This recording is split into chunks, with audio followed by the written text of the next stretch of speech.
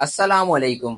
ये बात है 22 अप्रैल 2025 की, जब मकबूजा कश्मीर के इलाके पहलगाम के अंदर एक दहशतगर्द हमला होता है, जिसके अंदर टूरिस्ट को अटैक किया जाता है।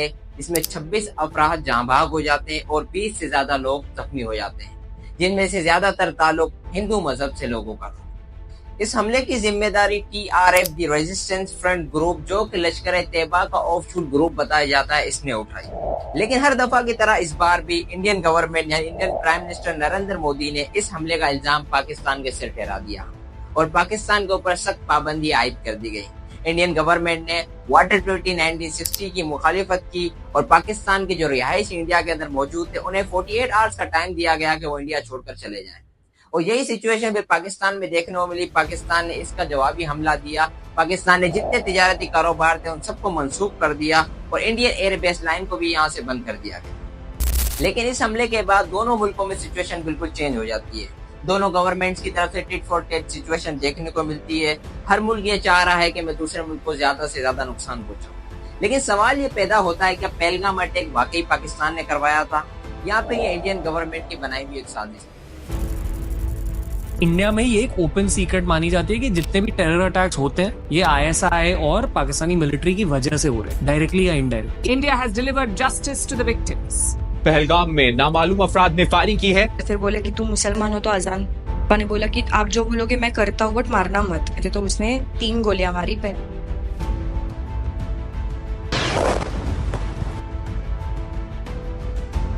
भारत अपनी नंगी जारियत को जारी रखते हुए पुश देर कबल मिसाइल दागे हैं। हम सिर्फ उसको ये कहना चाहते हैं कि ना हम तुम्हारी ताकत, ना तुम्हारी मकारी और तुम्हारी जारियत से मरूब होने वाली कौम है। Now you just wait for our response. ये बात आप भी जानते हैं और मैं भी जानता हूँ। Indian prime minister Narendra Modi हमेशा खौफ और डर की बुनियाद पर ही सियासत करते हुए आए।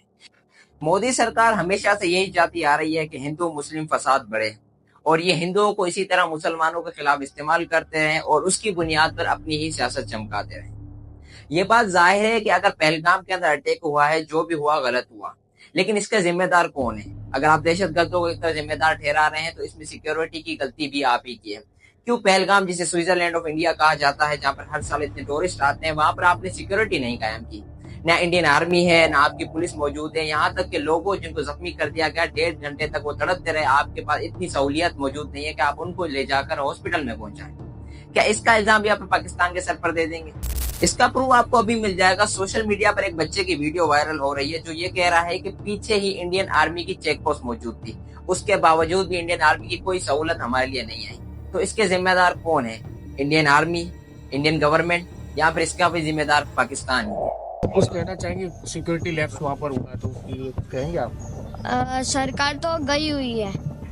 मतलब इतना बड़ा आतंकवादी का हमला हुआ, उनके कुछ पता ही नहीं है। इधर पूरी नीचे पूरे आर्मी का बेस है, उन्हें पता ही नहीं है मतलब कुछ। मगर ये सब कुछ बातों की हद तक ही महदूद था। पाकिस्तानी गवर्नमेंट और इंडियन गवर्नमेंट की तरफ से सिर्फ बयान और फैसले ही किए जा रहे थे और पाकिस्तानी अवाम और इंडियन अवाम इस बात को मजाक में लेते हुए जा रही थी। फेसबुक और इंस्टाग्राम, जितने भी सोशल मीडिया प्लेटफॉर्म है, इनके ऊपर सिर्फ मीम्स ही शेयर की जा रही थी। इसके बाद सारे के सारे हालात तब तब्दील होते हैं जब हिंदुस्तान 6 मई 2025 के अंदर रात के अंधेरे में पाकिस्तान के पंजाब के इलाकों के ऊपर हमला करता है, जिसमें मुजफ्फराबाद, भावलपुर और कोटली शामिल हैं। इस हमले के अंदर टोटल 26 अफराद अब तक शहीद हो चुके हैं और दर्जनों जख्मी हैं।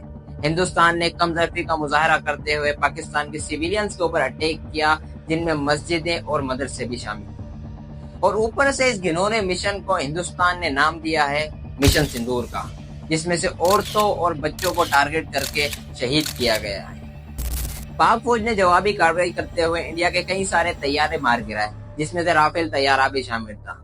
इंडियन मीडिया अभी तक इस बात को कंडेम नहीं कर रही कि उनके तैयारे गिरे हैं, लेकिन आप न्यूयॉर्क टाइम्स की रिपोर्ट को ही देख लें, जिसने ये बात बताई कि इंडिया के कम से कम 3 तैयारे गिरे हैं और याहू न्यूज ने भी इसी बात को ही बताया है।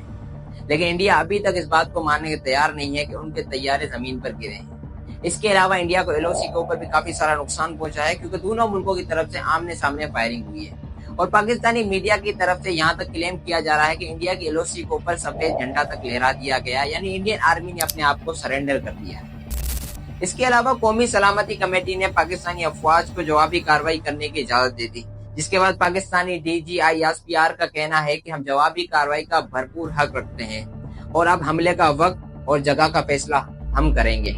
पाकिस्तान और भारत के इन हमलों को देखते हुए अमेरिकन प्रेसिडेंट डोनाल्ड ट्रंप ने इंडिया के इन हमलों को शर्मनाक करार दे दिया। No, it's a shame. We just heard about it just as we were walking in the doors of the Oval.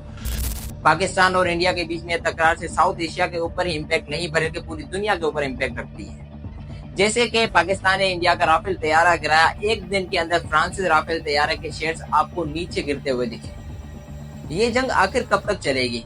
क्या पाकिस्तान इंडिया इस जंग के अंदर दूसरे मुल्कों को भी झोंक देगा? क्योंकि ये बात याद रखें कि पाकिस्तान भी न्यूक्लियर पावर है और हिंदुस्तान भी न्यूक्लियर पावर है।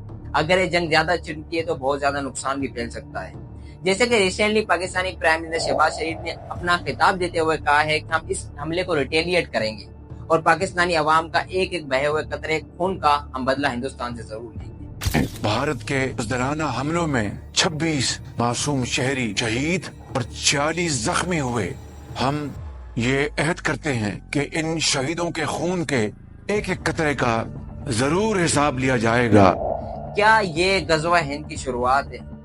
क्या इस बात की तरफ ले जाएगी जो खुरासान लश्कर का जिक्र आप सल्लल्लाहु अलैहि वसल्लम ने हदीसों में कहा था? क्या नरेंद्र मोदी सिर्फ मेरी छोटी सी बात के ऊपर इंडिया को पूरा जंग के अंदर झोंक देंगे? क्या एक तरफ 150 अरब आबादी और 25 करोड़ आबादी इस मुल्कों की जंगों में तबाह होकर रह जाएगी? अपनी राय कमेंट सेक्शन में जरूर दें। तब तक के लिए अल्लाह हाफिज, मिलते हैं अगली वीडियो।